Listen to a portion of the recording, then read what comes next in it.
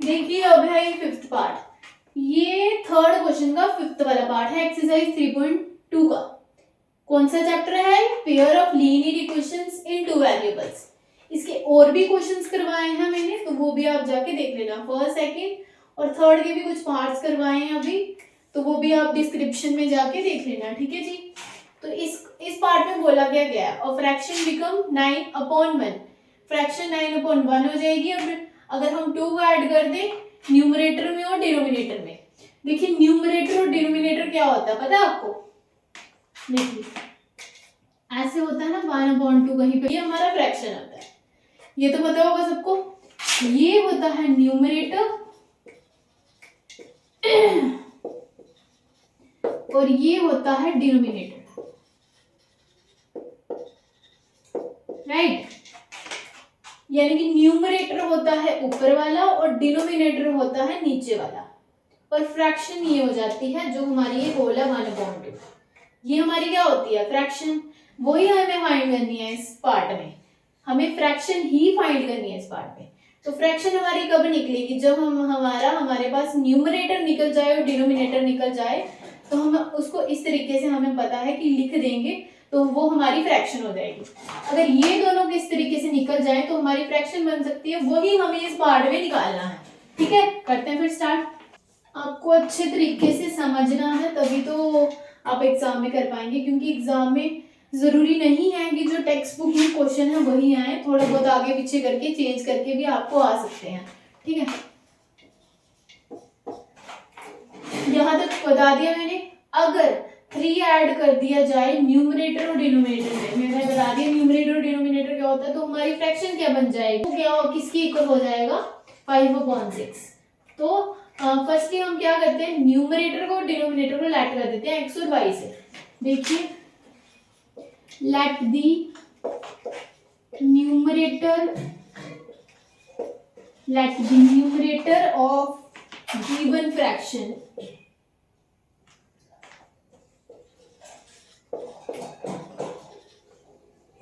यहाँ पे लिख देते हैं फ्रैक्शन नीचे, किसकी इक्वल हो जाएगी? x and the denominator of given fraction equal to y, given fraction equal to y, ठीक है। तो फर्स्ट जो हमारी फर्स्ट कंडीशन है वो यहाँ तक आएगी, और यहाँ से लेके यहाँ तक जो है हमारी सेकंड वाली कंडीशन, जिससे हमारी 2 इक्वेशंस बनेंगी, और उसके आगे हमने सब्स्टिट्यूशन मेथड लगा के उसको सॉल्व करना है, जिससे हमारी x और y की वैल्यू आएगी। फिर हमें पता है कि ये न्यूमरेटर ये डिनोमिनेटर लगा के हम फ्रैक्शन उसको लिख देंगे कि ये हमारी फ्रैक्शन है, ठीक है। अकॉर्डिंग टू फर्स्ट कंडीशन, ठीक है। फर्स्ट कंडीशन हमारी यहाँ से यहाँ तक है, फिर यहाँ से यहाँ तक सेकंड वाली, तो फ्रैक्शन हमारी 9/11 की इक्वल हो जाएगी। 9/11 हमारी फ्रैक्शन हो जाएगी अगर हम न्यूमरेटर और डिनोमिनेटर में 2 ऐड करें। न्यूमरेटर और डिनोमिनेटर ये है, तो फर्स्टली इसको लिख देंगे, और इसमें +2 ऐड करना है नीचे ऊपर, यानी कि न्यूमरेटर में +2 और डिनोमिनेटर में +2, ठीक है। तो ये हमारी फर्स्ट इक्वेशन बन गई है, लेकिन हम इसको पहले थोड़ा सिंप्लीफाई करेंगे तभी तो सॉल्व कर पाएंगे आगे। तो सिंप्लीफाई कर लेते हैं पहले, फिर इसको एंड में लिखेंगे। ये हमारी फर्स्ट इक्वेशन है, कैसे करेंगे सिंप्लीफाई? देखिए इसको इसके साथ, इसको इसके साथ, x + 2, ये तो पता होगा आपने 9th में करा है, इसको इसके साथ, तो ये y + 2 हो जाएगा, ठीक है। कहीं भी अगर इस तरीके से होता है तो उसको हम इस तरीके से लिखते हैं। तो ये हो गया। अब इसको इसके साथ मल्टीप्लाई, इसको इसके साथ मल्टीप्लाई, फिर हमारा निकलेगा कुछ ना कुछ। तो 11 को x के साथ 11x, 11 2 प्लस का साइन आएगा, 11 2 22 equal to 9 × y, 9y plus 9 × 2 18, ठीक है। तो 11x को एज इट इज रहने देंगे, और ये जो माइनस का प्लस का 22 है दूसरी साइड शिफ्ट करेगा, माइनस का हो जाएगा, प्लस का 18 माइनस का 22। 11x equal to 9y plus minus minus, लेकिन साइन आएगा बड़े वाले नंबर का। अब 18 बड़ा है कि 22, 22, तो 22 का साइन आ गया माइनस। अगर देखिए इसके साथ प्लस होता तो यहाँ पे प्लस आना था। अब 22 में से 18 निकालेंगे तो कितने बचेंगे, 4। ठीक है, अब ये 11 इधर मल्टीप्लाई में है, दूसरी साइड शिफ्ट करेगा तो डिवाइड में हो जाएगा। तो 9/-4 अपॉन 11, इसको हम लिख देंगे फर्स्ट वाली इक्वेशन। अब बात करते हैं सेकंड कंडीशन की। तो अकॉर्डिंग टू सेकंड कंडीशन क्या बोला गया है सेकंड कंडीशन में कि फ्रैक्शन हो जाएगी 5/6, ये लिख देते हैं। x और y तो आएगा ही। क्या बोला गया है कि अगर 3 को ऐड करते हैं हम न्यूमरेटर में और डिनोमिनेटर में, तो +3 और +3, ठीक है, ऐड कर दिया। अब इसको भी इसी तरीके से सॉल्व करना है, बट इसमें हम इक्वेशन बनाएंगे। इसको हमने x के इक्वल कुछ बनाया ना, तो जिसको हम इसमें पुट करेंगे तो हमारी y की वैल्यू आएगी। तो इसको हमने इसी तरीके से सिंप्लीफाई करना है जैसे ये करा है। x को इसके साथ ये इधर आ जाएगी, ये डिवाइड में है, दूसरी साइड हो जाएगी, क्रॉस मल्टीप्लाई करा ना, फिर इसको x+3 इक्वल टू ये इसके साथ 5y+3। तो ये 6 इंटू एक्स 6x प्लस का sign 6 into 3 18 equal to 5 into y 5y plus 5 into 3 plus का साइन 5 इंटू 3 15 -5, ये प्लस का 5y है, इस साइड ले आएंगे तो माइनस का 5y हो जाएगा और प्लस का 15 इधर ही रहने देंगे। ये 18 को दूसरी साइड ले जाएंगे, इधर ये प्लस का 18 है, दूसरी साइड जाएगा तो माइनस का 18 हो जाएगा। अब लिख देंगे 6x minus 5y, plus minus करेंगे माइनस, लेकिन साइन आएगा बड़े वाले नंबर वाला, ठीक है। तो 18 के साथ है, 18 हमारा बड़ा नंबर है, तो 18 के साथ क्या है माइनस, तो यहाँ पे आ जाएगा माइनस, साथ में 3। तो ये आ गई हमारी सेकंड वाली इक्वेशन। अब सेकंड वाली इक्वेशन में हम फर्स्ट वाली ये हम इसमें पुट कर देंगे, जिससे हमारी y की वैल्यू निकलेगी। फिर y की वैल्यू इसमें पुट करेंगे तो x की वैल्यू निकलेगी। फिर हमारा न्यूमरेटर और डिनोमिनेटर आ जाएगा, क्योंकि हमने x और y इसी को लेट किया हुआ है, जिससे हमारी फ्रैक्शन आ जाएगी एंड में, ठीक है। तो क्या करेंगे, फर्स्टली हम सब्स्टिट्यूट कर देंगे, सब्स्टिट्यूट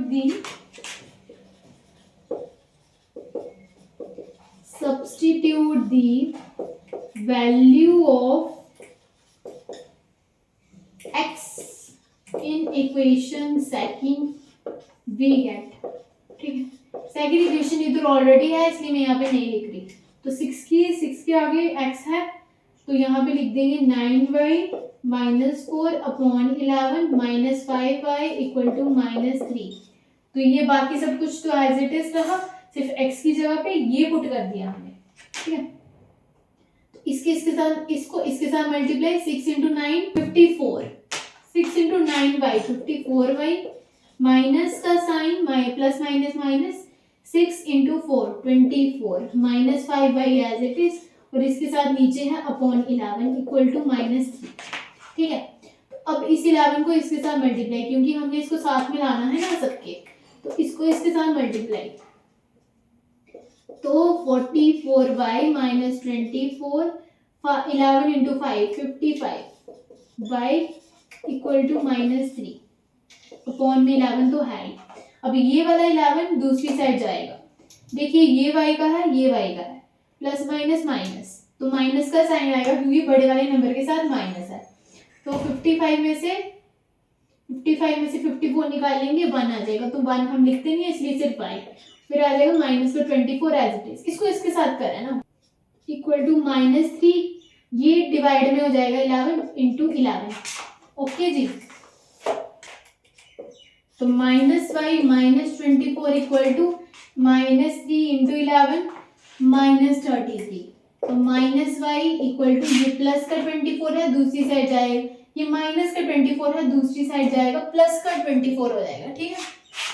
तो -33 प्लस 24, तो -y इक्वल टू 33 में से 24 निकाले, प्लस माइनस माइनस होगा, तो कितना हो जाएगा 9। साइन किसका आएगा, बड़े वाले नंबर का, बड़ा वाला नंबर है 33, इसीलिए आएगा माइनस, तो दोनों के साथ माइनस है, इधर भी माइनस इधर भी माइनस, तो माइनस माइनस हो जाएगा कट, y इक्वल टू 9। देखिए y की वैल्यू हो गई, यानी कि हमारी डिनोमिनेटर की वैल्यू आ गई। अब हम y की वैल्यू को इसमें पुट करेंगे, इसीलिए हमने जो क्या किया था, जो x था ना हमारा, देखिए बाद में भी ना अगर हम इसको इक्वेशन बना लेते तो फिर भी हमें किसी एक इक्वेशन से x की वैल्यू इस तरीके से निकालनी पड़ती, इसलिए हमने पहले ही x की वैल्यू निकाल दी, जिससे जो हमारा सोल्यूशन है वो जल्दी सॉल्व होगा और हमारा काम भी आसान हो जाएगा। ठीक है, तो अब क्या करेंगे, यहाँ पे ये जो हमारी इक्वेशन है फर्स्ट वाली, इसमें हम पुट कर देंगे y की वैल्यू, जिससे हमारी x की वैल्यू आएगी और हमारे x की वैल्यू इसके इक्वल है, न्यूमरेटर के इक्वल। ठीक है, तो लिख देंगे substitute the value of y in equation first we get. तो फर्स्टली लिख देंगे कि हमारी इक्वेशन क्या है जिसमें हम पुट कर रहे हैं, x equal to 9y minus 4 upon 11। तो y की वैल्यू कितनी है 9, तो y की जगह पे 9 लिख देंगे, 9 आ जाएगा इधर, माइनस 4 अपॉन 11। तो 9 into 9 81 minus 4 upon 11, x equal two plus minus minus करेंगे माइनस, साइन आएगा बड़े वाले नंबर वाला, साइन आएगा बड़े वाले नंबर के साथ है, जो तो बड़े वाले नंबर के साथ है प्लस, तो प्लस हम लिखेंगे नहीं।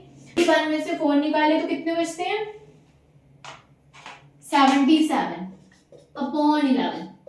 अब इसको सिंप्लीफाई करेंगे, 11 के टेबल में 77 आता है 7 पे, तो x की वैल्यू आ गई 7। ठीक है, तो x की वैल्यू 7 और y की 9। ठीक है, तो x हमारा क्या है न्यूमरेटर और y क्या है 9 है, जो कि है डिनोमिनेटर। तो लास्ट में लिख देंगे कि हमारी फ्रैक्शन निकली है जो, hence the fraction is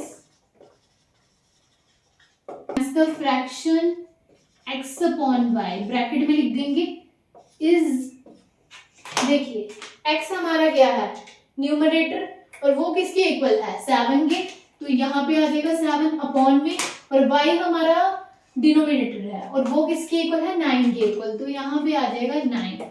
low जी, हमारा क्वेश्चन जो है सोल्यूशन जो है वो सॉल्व हो गया, हमारा क्वेश्चन सॉल्व हो गया। ठीक है, बिल्कुल, तो इस तरीके से हमें करना है, बिल्कुल स्टेप बाय स्टेप। ठीक है, स्टेप बाय स्टेप करने से ही फुल मार्क्स मिलते हैं, अगर कुछ भी छोड़ दो टीचर को समझ ही नहीं आए क्या किया हुआ, रट्टा चढ़ा हुआ पता नहीं क्या किया, तो रट्टा बिल्कुल भी नहीं चढ़ाना है। ठीक है, तो देख लीजिए इसको एक बार, ये पहले ये फिर ये फिर ये, तो कैसे समझ आया आपको ये क्वेश्चन कमेंट करके बताना मुझे कैसे कि, अगर वीडियो अच्छी लगी तो लाइक कर देना। ठीक है, और ऐसे ही और वीडियोस के लिए सब्सक्राइब माय चैनल। ठीक है, थैंक यू।